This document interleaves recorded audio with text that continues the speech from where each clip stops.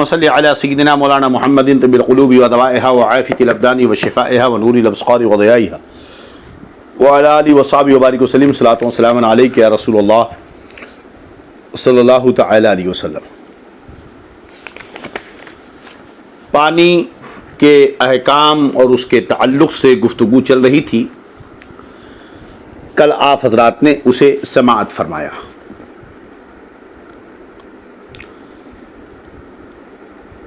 اب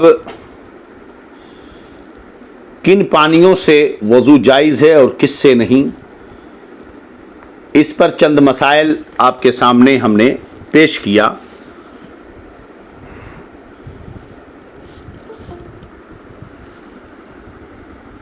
اب پانی چونکہ اب دو صورتیں اس کی ہوتی ہیں، پانی اگر تھوڑا ہو تو اسے ماء قلیل کہتے ہیں، زیادہ ہو تو اسے ماء کثیر کہتے ہیں۔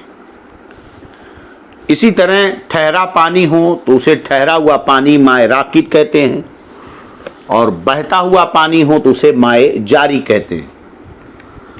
اور ان ساری صورتوں میں پانی کے احکام بدل جایا کرتے ہیں۔ تو قلیل اور کثیر پہلے یہ سمجھنا ہوگا کہ نجاست کے پانی میں پڑ جانے سے پانی کے پاک اور ناپاک ہونے کا جو مسئلہ ہے، تو ایک صورت یہ ہوئی کہ پانی اگر قلیل ہے، تھوڑا ہے، اور اس میں نجاست پڑ گئی تو وہ پانی ناپاک ہو جائے گا۔ اور پانی اگر کثیر ہے یعنی زیادہ ہے، ماء کثیر ہے، اس میں نجاست پڑ جائے تو پانی ناپاک نہیں ہوگا۔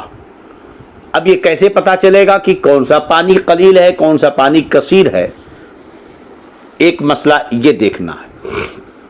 تو پہلے ذہن میں رہے کہ دہ دردہ، اگر پانی دہ دردہ سے کم ہے تو وہ قلیل ہے، اور اگر دہ دردہ یا اس سے زیادہ ہے تو وہ کثیر ہے۔ دہ دردہ کا مطلب 10 بائی 10 ہو، یعنی 10 ہاتھ 10 بائی 10 ہو، جس کا ٹوٹل 100 ہاتھ ہو جاتا ہو۔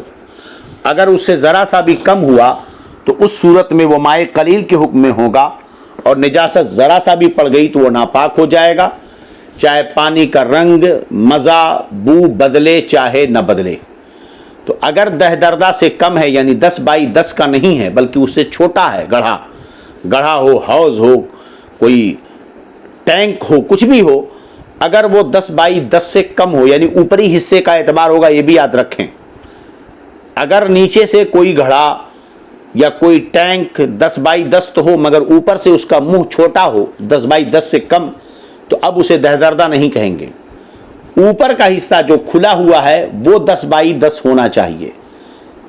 اگر اس سے کم ہے تو ایک قطرہ بھی پیشاب کا پڑ جائے یا کوئی دوسری نجاست پڑ جائے تو وہ پانی ناپاک ہو جائے گا مکمل۔ اور اگر وہ 10 بائی 10 ہے یا اس سے زیادہ ہے تو نجاست پڑنے سے وہ ناپاک نہیں ہوگا۔ اب پانی ٹھہرا ہوا ہے، اسی لیے فرمایا لا یبولن احدکم فی الماء الدائم، تم میں سے کوئی ٹھہرے ہوئے پانی میں پیشاب نہ کرے، پھر اس سے وہ وضو کرے یا غسل کرے، کیونکہ ٹھہرے ہوئے پانی میں اگر پیشاب کسی نے کیا تو پانی ناپاک ہو جائے گا۔ اب دوسرا یہ کہ بہتا ہوا پانی ہو، تو بہتے ہوئے پانی میں بھی نجاست اگر پڑ جائے تو پانی ناپاک نہیں ہوگا۔ اور دہ دردہ پانی بہتے ہوئے پانی کے حکم میں ہے۔ اب بہتا ہوا پانی کسے کہیں گے؟ تو کل ہم نے مسئلہ بتایا تھا کہ اگر پانی بہہ رہا ہے، اس میں تنکا ڈالا اور پانی تنکے کو بہا لے گیا تو اب اس پانی کو بہتا ہوا پانی کہیں گے۔ اب ایک اور صورت ہے کہ مثلا چھت ہے، چھت کے پرنالے سے بارش کا پانی گرے، چھت ہے اس کے پرنالے سے بارش کا پانی گرے، وہ پاک ہے۔ کیا ہے وہ پانی؟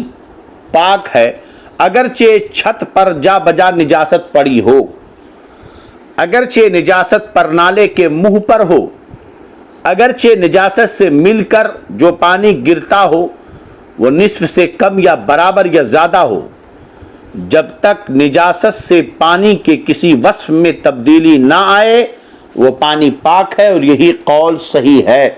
کتب فقہ میں اور بھی اقوال ملیں گے مگر قول صحیح اور راجح مفتابع یہی قول ہے کہ جب تک पानी के वस्फ में तब्दीली न पैदा हो, परनाले से गिरने वाला पानी पाक है और इसी पर एतमाद है। और अगर मेह रुक गया और पानी का बहना मौकूफ हो गया, ठहर गया, तो अब वो ठहरा हुआ पानी और जो छत से टपके नजिस है, लेकिन जब तक बारिश होती रही और ये पानी गिरता रहा तो अब ये पानी पाक कहलाएगा, अगरचे छत पे निजासत पड़ी हो। बात मारी कि नहीं?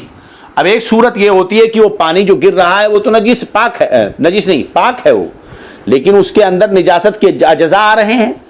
अगर कोई उसे बर्तन में ले ले कि उसमें निजासत की अजजा आ जाए, तो अब जो बर्तन में ठहराया वो पानी नापाक है, लेकिन जब तक वो पानी परनाले से गिरते हुए बहती हालत में है तो वो पाक है। तो आपके छतों वगैरह पर है ना, बारिश के मौके पर कभी लाइट नहीं रही, पानी आपने नहीं भरा और उसके बाद कब छत से पानी गिर रहा है, तो आप उसे वजू के लिए इस्तेमाल कर सकते हैं। बस ये है कि उसके पानी के निजासत छत पर ऐसी ना हो कि पानी के रंग बू मज़ा में उसके वस्फ में तग़य्युर पैदा हो जाए। चलिए, अब ये नालियाँ हैं, हम जाते हैं हम और आप, तो नालियों में पानी बहता रहता है, उसके छींटे पड़ते हैं, कपड़ों पे लग जाते हैं, कभी पैजामे लुंगियों में भीग जाते हैं। इसका क्या है? कहते हैं यूं ही नालियों से बरसात का बहता पानी क्या है? पाक है। नालियों में जो बरसात का बहता हुआ पानी वो क्या है? पाक है, जब तक निजासत का रंग या बू या मज़ा उसमें जाहिर ना हो। जब तक कि निजासत का रंग या बू या मज़ा उसमें जाहिर ना हो। अब ऐसा गंदा नाला है कि बारिश हो रही है, पानी बह रहा है, मगर वो पानी का रंग काला काला हो गया या उसमें से पूरी गंदगी ही बह रही है, बास उठ रही है, तो अब तो पाक नहीं रहेगा। कहा ना, जब तक कि रंग या बू या मज़ा उसमें जाहिर, निजासत का रंग या बू या मज़ा जाहिर ना हो। अब सवाल ये है कि उससे वजू, एक पानी बह रहा है, पाक साफ पाक है, वो निजासत का रंग या बू या मज़ा उसमें नहीं दिख रहा है, पाक तो है, तो उससे वजू, कहते हैं उससे वजू करना अगर उस पानी में निजासत मरइया के यानी दिखने वाली निजासत के अज्जा ऐसे बहते जा रहे हों कि जो चुल्लू लिया जाए उसमें एक आध ज़र्रा उसका भी ज़रूर होता हो। बह रहा था पानी, हाथ में चुल्लू लेकर वजू करना चाहा, हाथ में चुल्लू लिया तो दिखने वाली निजासत उसमें दिखाई दी, जब तो हाथ में लेते ही नापाक हो गया और वजू उससे हराम वरना जायज़ और बचना बेहतर है। अगर ना भी दिखे तो जायज़ तो है मगर बचना बेहतर है, दूसरा पानी हो तो उससे वजू करें। चलिए, अब नाली का पानी जो बारिश की वजह से बह रहा था, ना बारिश रुक गई तो नाली का पानी बारिश के बाद ठहर गया, अगर उसमें निजासत के अज्जा महसूस हो या उसका रंग व बू महसूस हो तो नापाक है वरना वो पाक है।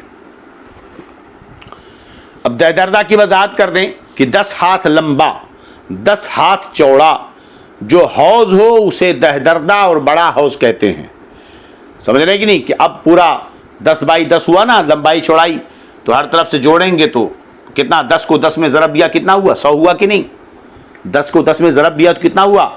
100 हुआ। 10 बाई 10 तो यही हुआ ना, तो ये बड़ा हौज है, उसे बड़ा हौज कहते हैं।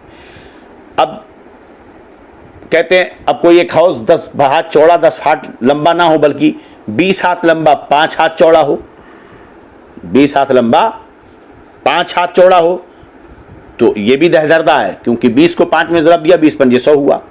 या 25 हाथ लंबा 4 हाथ चौड़ा हो तो ये भी दहदरदा है कि 25 चौका 100, 25 को 4 में जो ज़रब दिया। गर्ज कुल लंबाई या चौड़ाई 100 हाथ हो, कितने हाथ हो?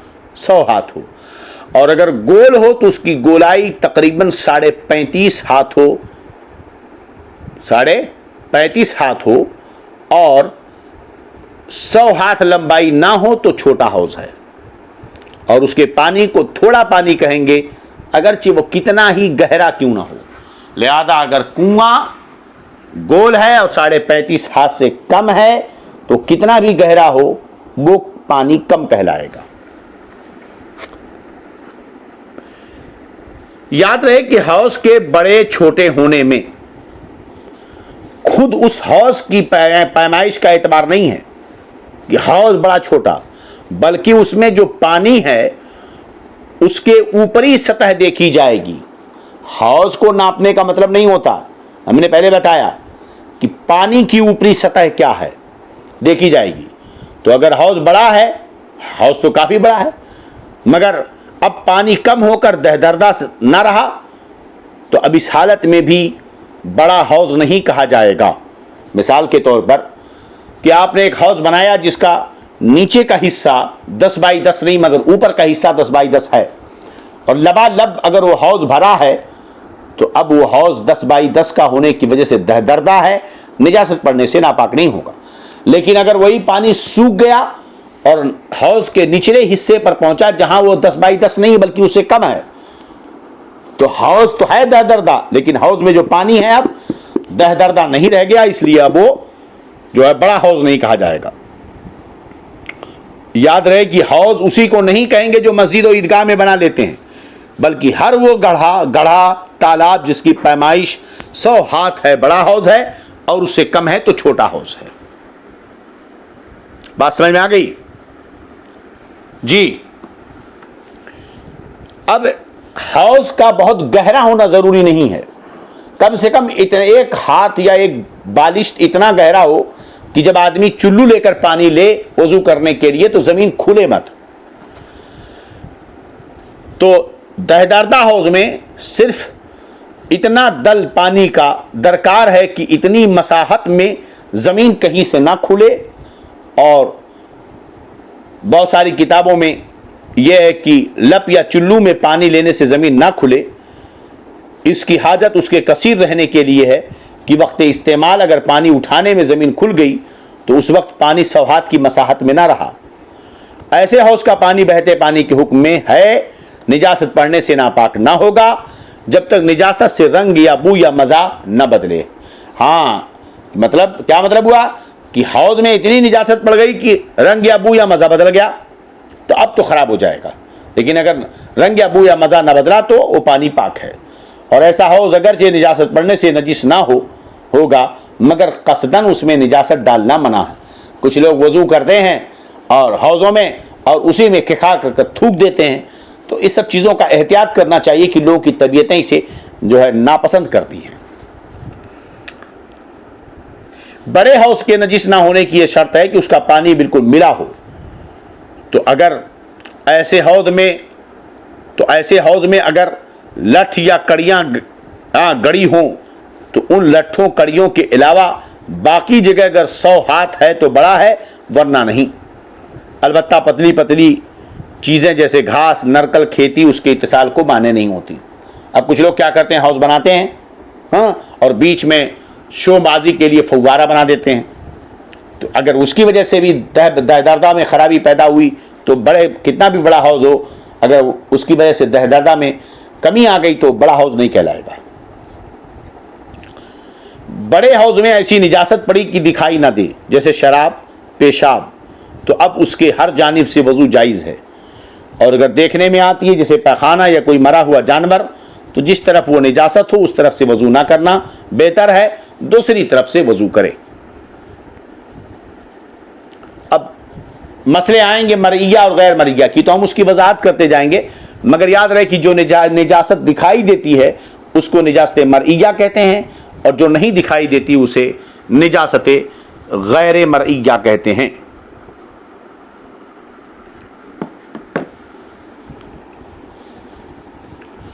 ایسے حوض پر اگر بہت سارے لوگ جمع ہو کر وضو کریں تو بھی کچھ حرج نہیں، اگرچہ وضو کا پانی اس میں گرتا ہو. البتہ اس میں کلی کرنا یا ناک سے نکلنا نہیں چاہیے، بھی نظافت کے خلاف لوگ کو ناپسند کرتے ہیں، تقدر پیدا ہوتا طبیعت میں. چلیے، تالاب یا بڑا حوض اوپر سے جم گیا مگر برف کے نیچے پانی کی لمبائی چوڑائی متصل بقدر دہدردہ ہے اور سوراخ کر کے اس سے وضو کیا جائے تو وضو کرنا کیا ہے، جائز ہے. مگر یاد رہے کہ اوپر سے برف تو جم گئی لیکن نیچے اگر وہ دہدردہ ہے تو یہ حکم ہوگا. اگرچہ اس میں نجاست پڑ جائے اور اگر متصل دہدردہ نہیں ہے اور اس میں نجاست پڑی تو ناپاک ہے. پھر اگر نجاست پڑنے سے پہلے اس میں سوراخ کر دیا اور اس سے پانی ابل پڑا تو اگر بقدر دہدردہ اوپر برف کے پھیل گیا تو اب نجاست پڑنے سے بھی پاک رہے گا اور اس میں دل کا وہی حکم ہے جو اوپر گزرا ہے. اس کو آپ ذہن میں رکھیں جو پہلے ہم نے بیان کر دیا ہے. اب ایک صورت یہ کہ تالاب سوکھا تھا، تالاب خشک تھا، نجاست پڑی ہو، بارش برسی اور اس میں بہتا ہوا پانی پاک اس قدر آیا کہ بہاؤ رکنے سے پہلے دہدردہ ہو گیا، تو اب وہ پانی پاک ہے۔ اور اگر اس میں سے دہدردہ سے کم رہا، دوبارہ بارش سے دہدردہ ہوا تو نجس ہے۔ ہاں اگر وہ بھر کر بہہ جائے تو پاک ہو گیا، اگرچہ ہاتھ دو ہاتھ بہا ہو۔